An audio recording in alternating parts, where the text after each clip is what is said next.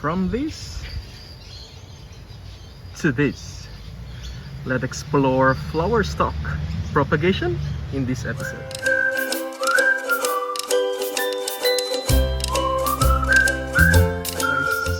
This is Alfred from Succulent Social, and welcome back to our channel. So I have a tray here of PVN, and these are actually just from our propagation of flower stalk. So if you notice, the flower stalks like this one will have like these small leaves, yeah. So usually what I do with the flower stalk is I cut it, because well, first thing is I don't want their energy to spent on growing flowers. Second one is this is a haven for pests, you know, mealybugs and aphids, so remove that. Third one is, you know, for tight rosettes, they tend to kind of deform the shape. So this violet queen is maybe not a really good example, but probably a dondo, for example. This one, it has a tight rosette, so if flowers kind of stick out from its leaves, the rosette tends to change its shape. So I remove all these flower stalks. So if I remove them, I will not throw, because I can actually propagate these leaves. And these ones are all coming from that leaf, and these ones as well in here. So how do we do that? First of all, you need flower stalks. So come with me in our garden as we look for some flower stalks.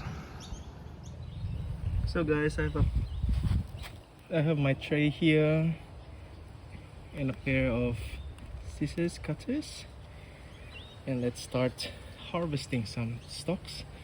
I can see one over there, which is a rose queen. So you can see those. You can see that flower stalk. Let's cut that.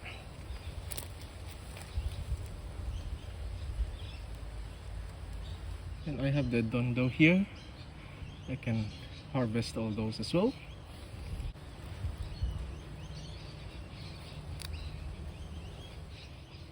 I also have more melacos here.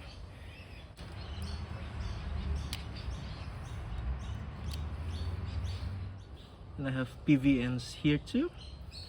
So those are kind of mature already. So we can now harvest the flower stalks.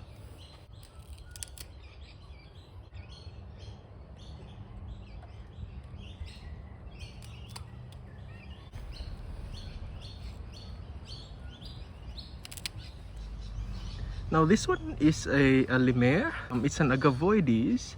They're known to be not kind of easy to propagate in terms of leaves. That tends to be true from experience. I managed to propagate some, maybe in 10 or maybe in 20 pieces I can get one. One when it was still small, it looks like a pup, but then actually it becomes a flower stalk. So I think this one also becomes a flower stalk, and this one as well. But this one is also another flower stalk, but it's totally different from this. So you see the difference? So it's just like the normal Echeveria flower stalk, and this is an agavoides flower stalk. I'll remove this one as well. I don't want this limit to kind of put its energy to this one. This pup, I am 100% sure this is a pup. This one may be pups as well, but this one for sure is a flower. So I'll remove that. And this one as well. I think this is a flower. If I open it, I can see some buds, flower buds forming inside. So I'll remove that. but I will not remove these because this one looks like a pup. So we'll keep that there and we'll just check probably in 2 weeks time, see if that becomes a flower or not. Alright, let's find more. Another plant that you've seen in a number of our videos is this Katella.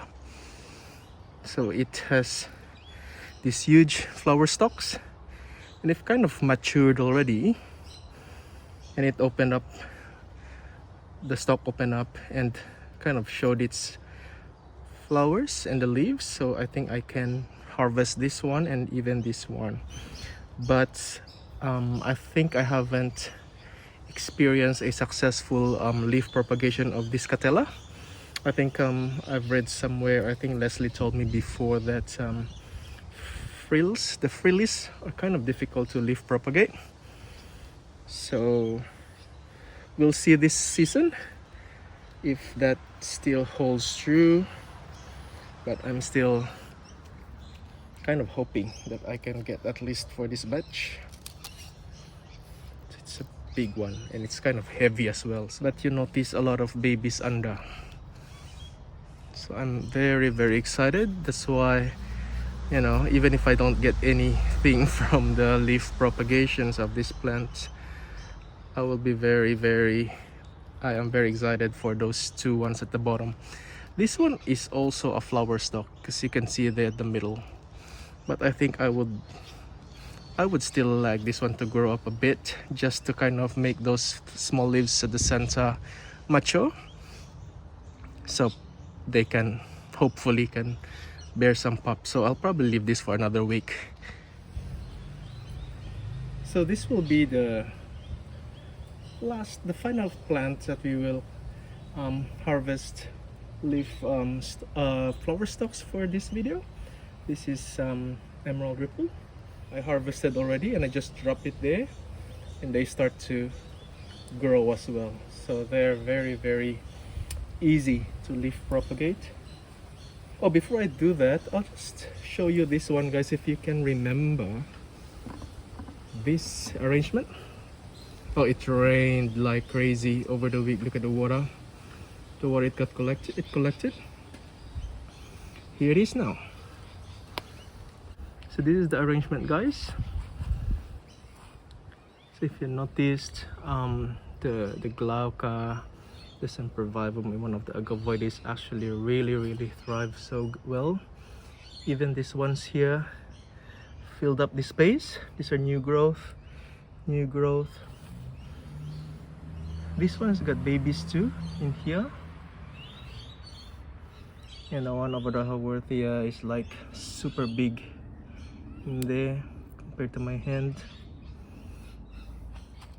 And this Ionium really thrive, and look at the colors coming out, and the glauca there. These are the indoor plants on this side. They really turned, I think these were like frostbite. Look at these. Remember I told you last time there were like 4 small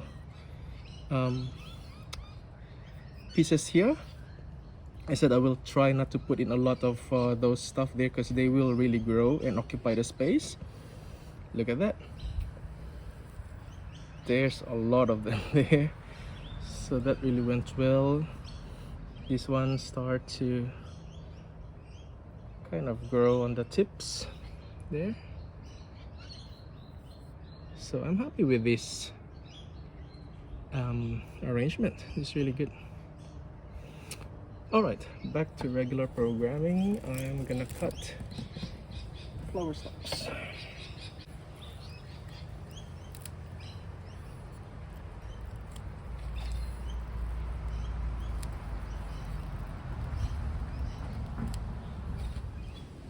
So guys, I have here the tray, the collected flower stalks here. So I have here a box with dividers, so it's really good to kind of separate all the leaves that I collected. So I have that, and I also have tags and a pen, because it's good that you're kind of write the name of the plant so that when they grow and you plant them, you kind of identify them instead of guessing them. So let's start plucking. So let's start with Melako. Just make sure that you make a clean cut. So wiggle it a bit. There you go. And you can hear a snap sound. I'm not sure if it can be detected by the microphone of the phone, but yeah, just make a until you get the hang of it.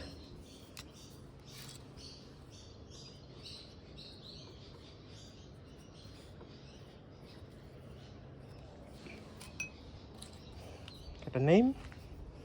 And I'll just put it here like so. There you go. Leave it there. On to the next flower stalk.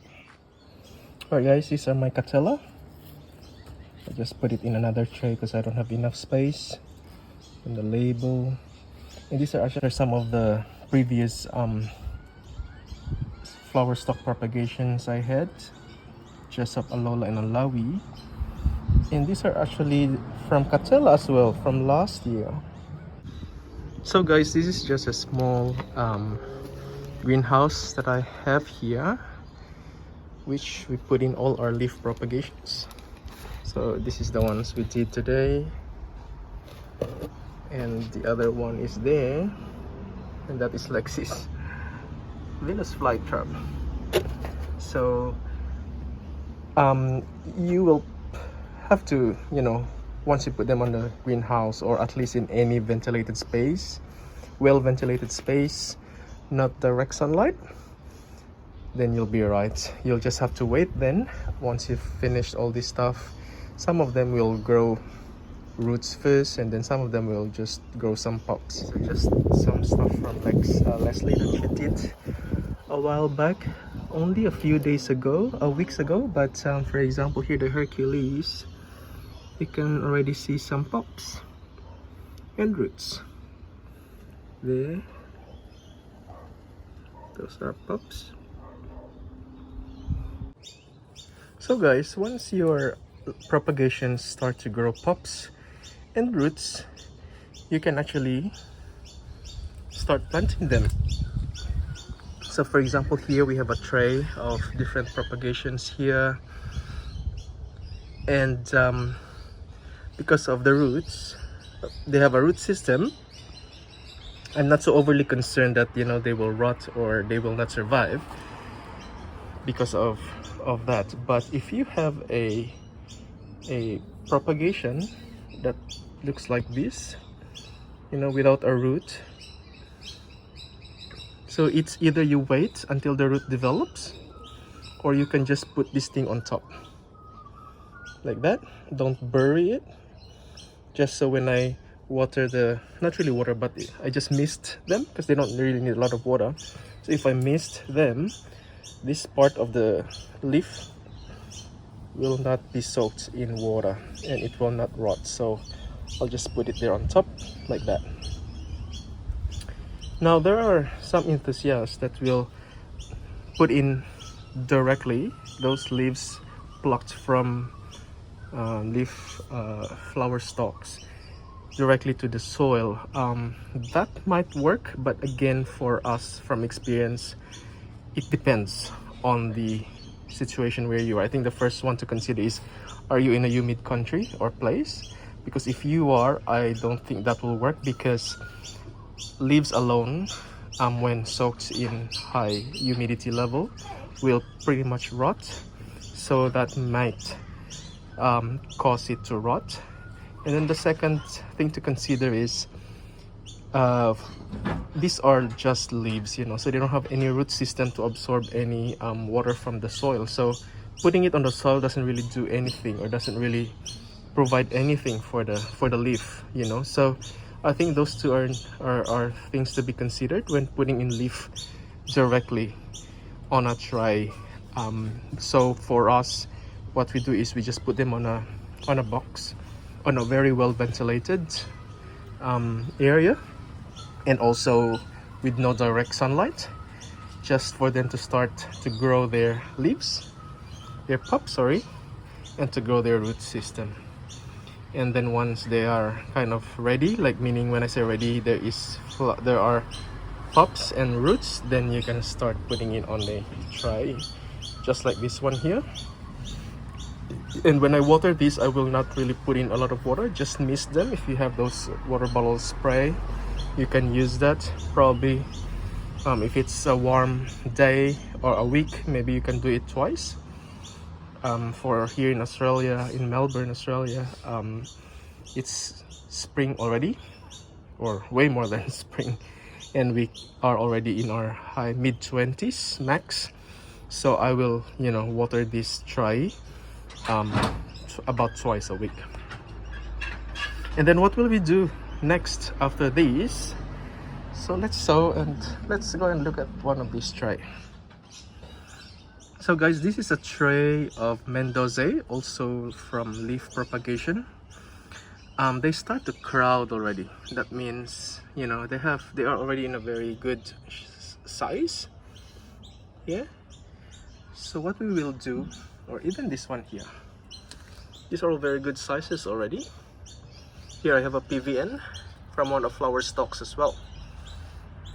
So what we do is transfer all these from tray to individual. We have a tray with individual cells. I'll show you that in a while. So guys, these are the trays I was mentioning earlier with individual cells. So these are all propagations as well. These are Hercules that are also from flower stalk leaf. Oh, this one are also from flower stalk. These red ives here, and these are PVN here. These are black prints from flower stalk as well. So once, I think this one here and this one here, they are ready to be transferred here, and they'll get their own cell, and from here they will kind of grow more into into bigger size. So again, as they go big, as they become big, you have to make sure that the cell, or where you contain them, also increases. So like for example, this one here, it's too big for its pot, for its cell, so we will move this on another one, which is this one's here. Then as that grows, you move it to a bigger pot, something like this.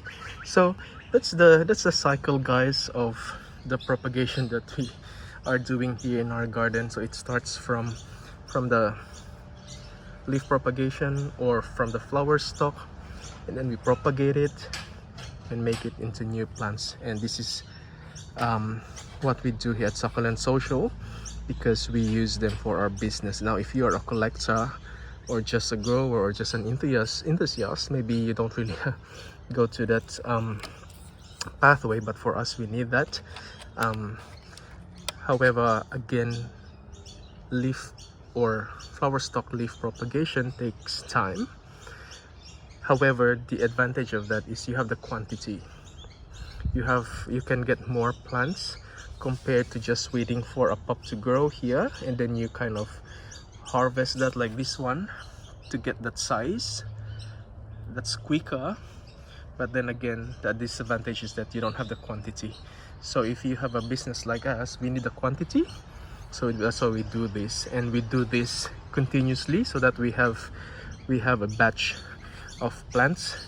So while this is growing, we have one that starts to grow, and we have a batch with the leaves, so you know the cycle doesn't stop.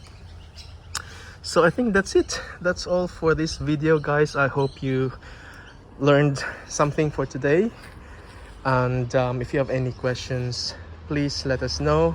If you have any suggestions for our next video, please put it in our comments or send us a message.